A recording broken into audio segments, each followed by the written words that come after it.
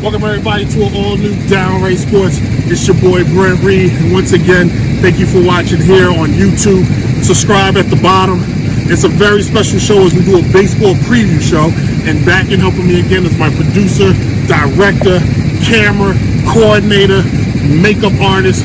Uncle Buddha is back here in effect doing it. Today's show is going to be real cool. We're going to talk all baseball. That's all we're going to cover through all three segments. I tell you who to watch for, what teams to watch for, and who's going to be the best standout player this year. But let's start the show. Ready?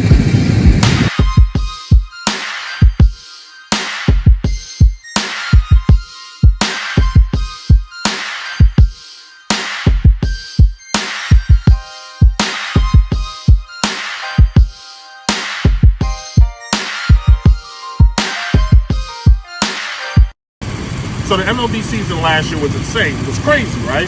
So many different storylines came out of nowhere that we didn't even expect. But what I'm going to do is I'm going to run down some of the top storylines from last season, and then we're going to talk about some of the new storylines you should pay for this season.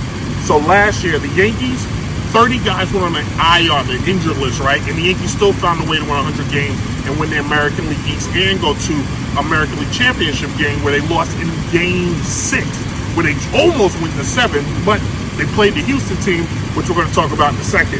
Then the New York Mets, they found some power out of my man, Pete Alfonso. He not only set the all-time rookie home run record, he also set the all-time record for Mets as far as the single-season home run king. Now he has to follow it up. Nobody's telling him to hit 50 again, but he needs to at least hit at least 35 to 40 to show he still got that sweet stroke at Citi Field. And then the Washington Nationals. For years, everybody picked them to be the champion, and finally, without Bryce Harper, without any big names on the field that's not a pitcher, they found a way to get it done as they beat Houston in the World Series last year in 7 games. They got it done, and they finally rated. Harper even said when he signed with Philly, I want to bring a championship to Washington. Let me say that again. When he signed with Philly, I want to bring a championship to Washington. And then finally, there's cheating again in baseball. You don't say. Yes, there's cheating again in baseball. The Houston Astros and the Boston Red Sox got caught for cheating a couple of years ago, and it was so bad that the Astros actually lost their coach, A.J. Hinch, who actually helped the team go to a World Series and he had a record of 507 wins and 452 losses. He managed Arizona and he managed Houston. The question is, will he ever get a chance to manage again? That's the biggest concern. Now, it's 2020, kids, and there's a brand new season upon us. So what new things is happening this year?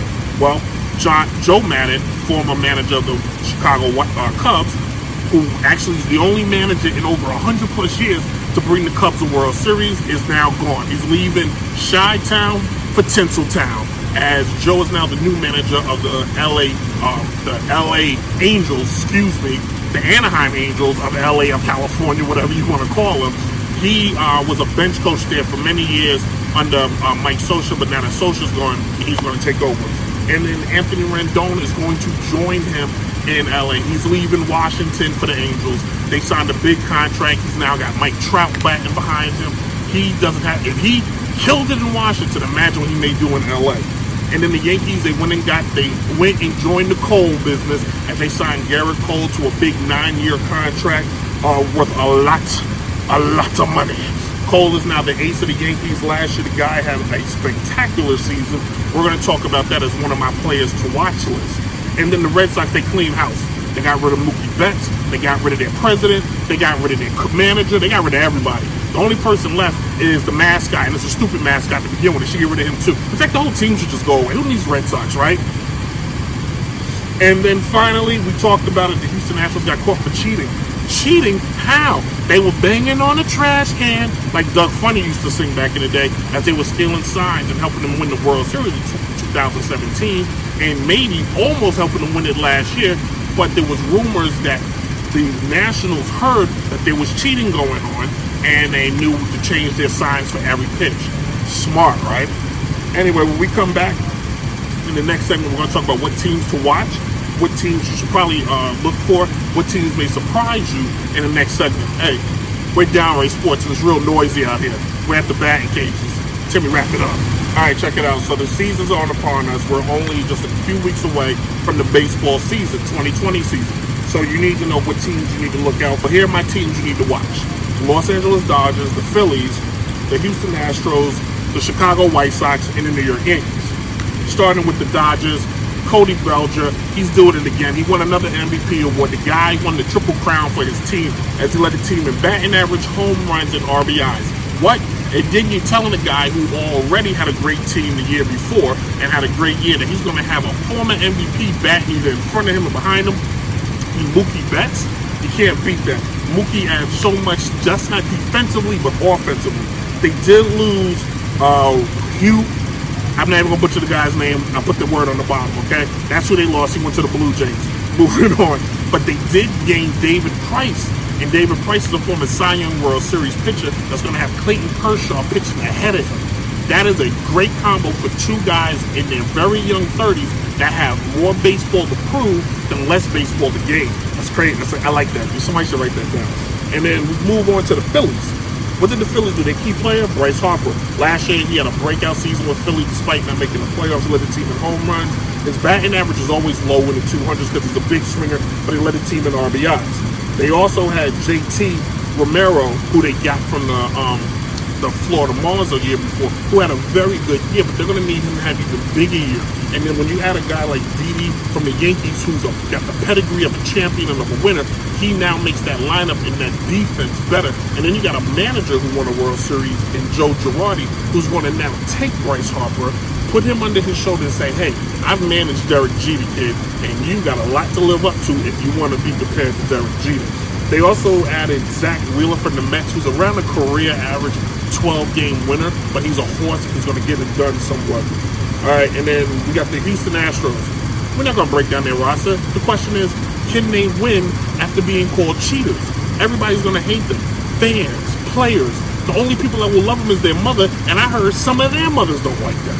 So the question is, with all the speculation, losing their manager and gaining Dusty Baker, who I'm glad got a job just in a bad situation, can they overcome this adversity and become champions once again?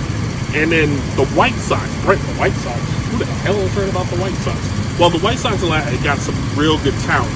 If you look at Jose Abreu, who led the team in home runs, RBIs, and had a pretty solid year after having a down injury years. And then Tim Anderson, who's the AL batting champion. And then you add Edwin Encarnacion to that lineup. The 37-year young hitter could possibly help you in all these situations and take care of that in that regard, because he brings, what does he bring to me? He brings 34 home runs and at least 80 RBIs, which is solid for a guy at his age that's going to be batting around 6th, 7th in the lineup. And then they add Dallas Keuchel to that already decent pitcher staff. Keuchel, a former Cy Young World Series winner, and he could possibly get a 10 point. Add a Lucas Giolito, who last year was 14-9 with an ERA of 3.41 with 3 complete games. All he can do is get better, guys, because he's a young pitcher, and all he's going to do is get better. And then finally, my beloved Yankees. Last year they had a lot of injuries, and so far the season hasn't even bloody started, and they have injuries.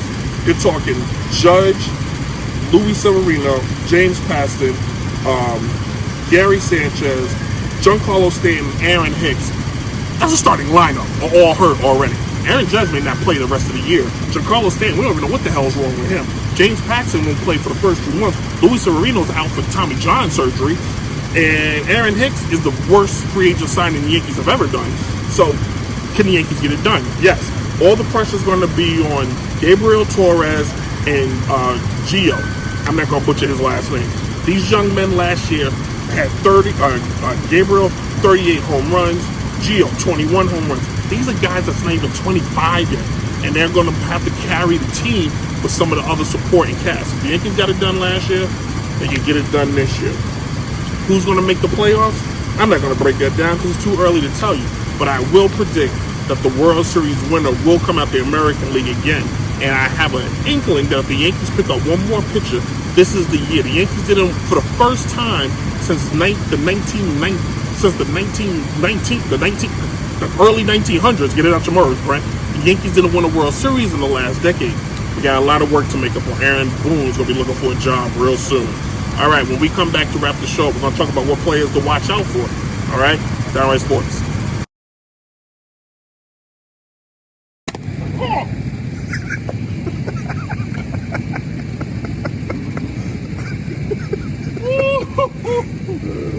Please tell me you got that. It's real recording. That's good. No.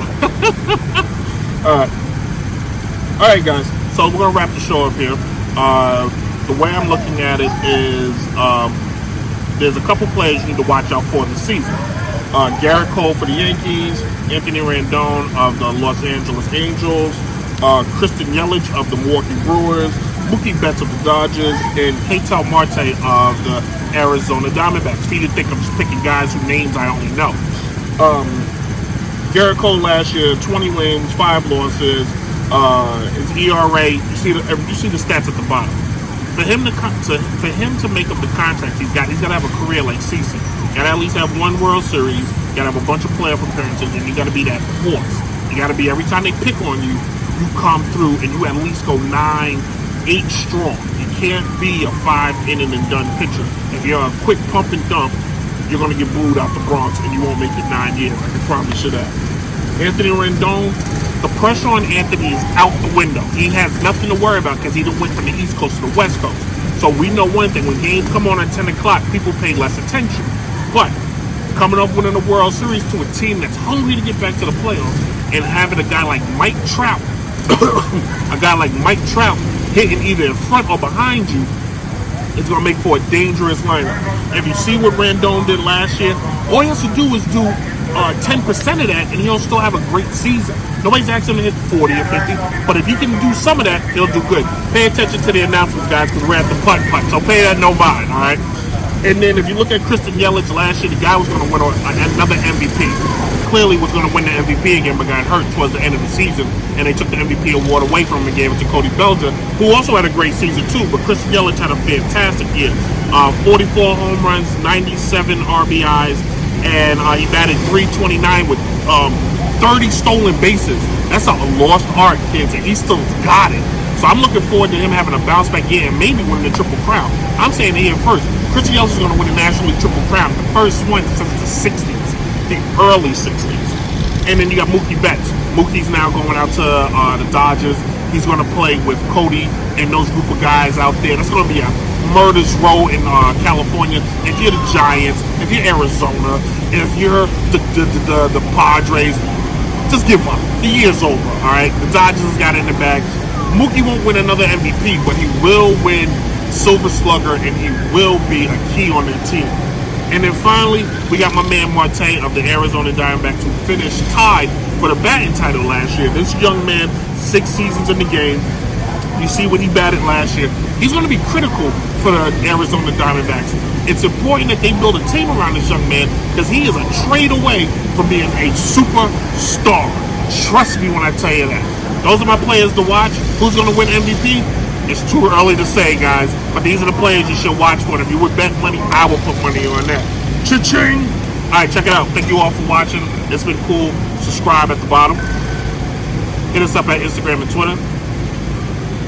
And thanks to this place, the Puck Place, for allowing us to record here. All right, it's been fun. Tim, thanks again. You guys are amazing. Leave a comment if you feel you should leave one. And we're out. Oh, and please wash your hands and wash your face and be safe. Deuces.